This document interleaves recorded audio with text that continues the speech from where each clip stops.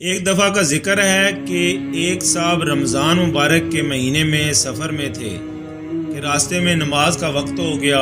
ایک آبادی میں داخل ہوئے اور نماز کے لیے مسجد کا پتہ کیا تو قریب ہی مسجد مل گئی۔ جب نماز کے لیے مسجد میں جانے لگے تو خیال آیا کہ اپنی سواری یعنی گھوڑا کسی کے حوالے کروں، کہیں ایسا نہ ہو کہ میری غیر موجودگی میں کوئی میری سواری اور اس پر لگی بیش قیمت زین جو کہ گھوڑے کے کمر پر باندھتے ہیں چوری کر لے۔ ابھی وہ اسی ششو پنج میں تھے، ان کی نظر ایک نوجوان پر پڑی۔ نوجوان بھی ان کی طرف دیکھ رہا تھا۔ لڑکے کو اشارہ کر کے بلایا اور کہا کہ بیٹا میں مسافر ہوں، نماز کا وقت ہو رہا ہے، کیا میرے نماز ادا کرنے تک تم میرے سامان اور سواری کی حفاظت کر سکتے ہو؟ لڑکے نے کہا کیوں نہیں، آپ بے فکر ہو کر نماز کے لیے جائیں، میں آپ کے سامان کے پاس کھڑا ہوں۔ وہ صاحب بہت خوش ہوئے اور نماز کے لیے مسجد میں چلے گئے۔ جب نماز پڑھ کر باہر آئے تو یہ دیکھ کر حیران رہ گئے کہ نہ صرف وہ لڑکا غائب تھا بلکہ گھوڑے کی زین بھی غائب تھی۔ خیر صبر کر کے بازار کا رخ کیا اور نئی زین خریدنے کے لیے ایک دکان پر کھڑے ہوئے تو دیکھا کہ ان کی وہی زین اس دکاندار کے پاس لٹکی ہوئی ہے۔ انہوں نے دکاندار سے پوچھا یہ زین تمہارے پاس کہاں سے آئی؟ اس نے جواب دیا ابھی ایک لڑکا 2 درہم میں بیچ کر گیا ہے۔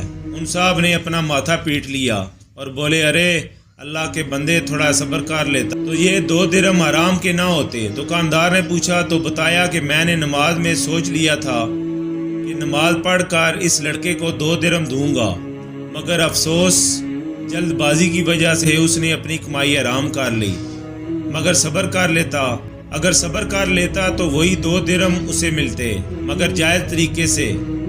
دوستو انسان کو رزق اتنا ہی ملتا ہے جو اللہ نے نصیب میں لکھا ہے، حرام یا حلال طریقے سے حاصل کرنا ہمارے اختیار میں ہے۔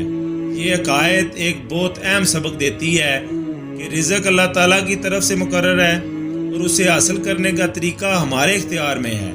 اگر ہم جائز اور حلال طریقہ اختیار کریں تو نہ صرف ہمارے رزق میں برکت ہوتی ہے بلکہ دل کا سکون بھی میسر آتا ہے۔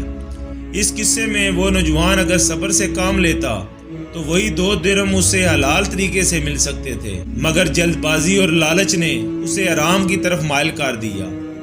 یہ واقعہ ہمیں یہ سمجھاتا ہے کہ وقتی فائدے کے لیے غلط راستہ اختیار کرنا آخرکار نقصان کا باعث بنتا ہے، جبکہ صبر اور دیانتداری انسان کو حقیقی کامیابی کی طرف لے جاتا ہے۔ اللہ تعالیٰ ہمیں ہمیشہ حلال کمانے اور اس پر قناعت کرنے کی توفیق عطا فرمائے۔ فی امان اللہ۔ السلام علیکم ورحمۃ اللہ وبرکاتہ۔